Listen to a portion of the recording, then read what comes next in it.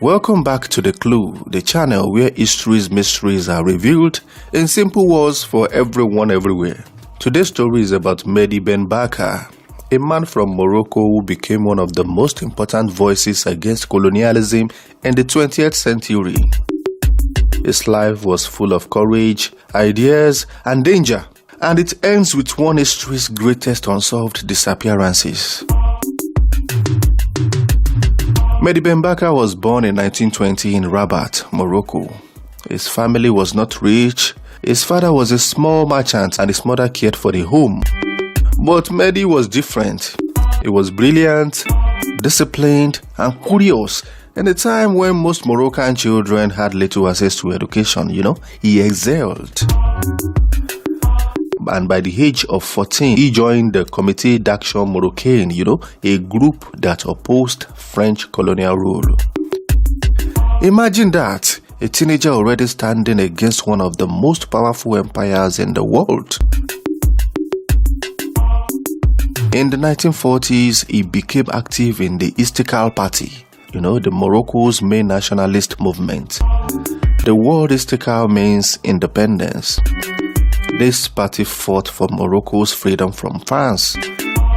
Ben Barka quickly rose through the ranks, He was known as a sharp thinker and a skilled organizer.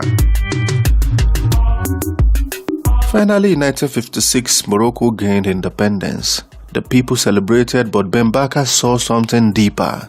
Because, he believed independence was not enough if the country was still controlled by foreign powers through money, politics, and influence.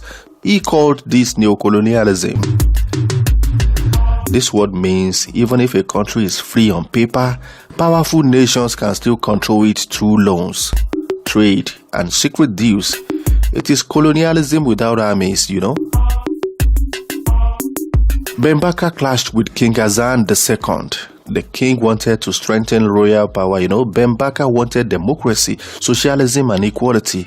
He accused the monarchy of being too close to Western powers. So in 1959, he and other leftists founded the National Union of Popular Force, UNFP. This socialist party demanded land, reform, workers' rights, and freedom from foreign influence. But his boldness made him a target. The Moroccan government harassed him. He faced threats and attempts on his life. By the early 1960s, he was forced into exile. But exile did not silence him. It gave him a bigger stage, So now, let's move to the 1960s, a time when the world was changing fast. Africa, Asia, and Latin America were full of new nations breaking free from colonial rule. But many of them were still poor, weak, and under pressure from powerful countries. Ben Barka had a vision. He wanted all these nations to unite. He dreamed of a Tricontinental Conference, a meeting of leaders, revolutionaries, and thinkers from 3 continents.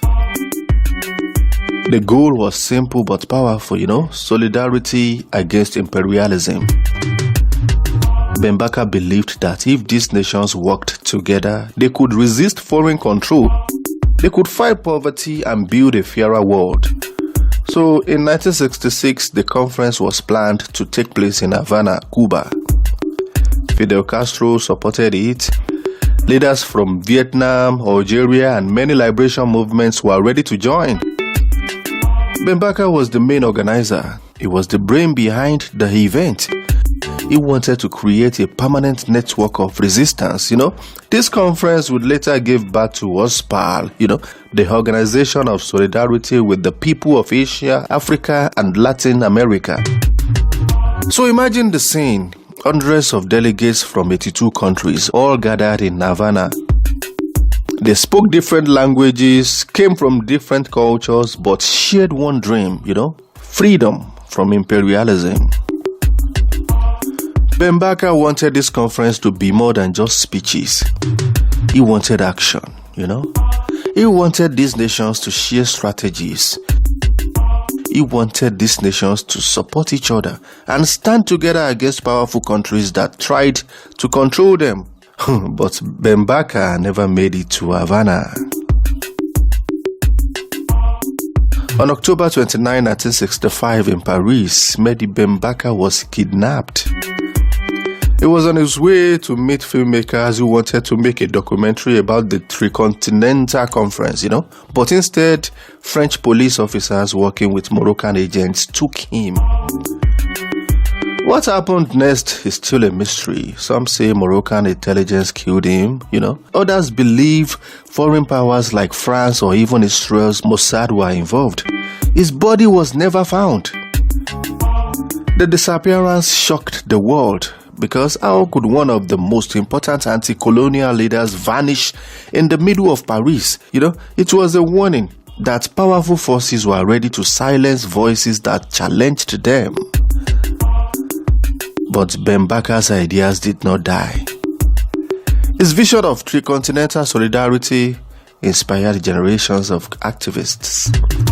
His concept of neocolonialism became a key word in global politics, and his disappearance became a symbol of the risks faced by those who fight for justice. Today, Mehdi Ben Barka is remembered as a martyr of freedom, a man who dreamed of a united world against oppression. This was The Clue, bringing you the hidden stories of history in simple words. If you enjoyed this journey into the life of Mehdi Ben Barka, please like, share and subscribe, and tell us in the comments, do you think his disappearance was a political plot or a crime of silence? Let's uncover the truth together. So thanks for watching, and I'm going to see you in the next documentary.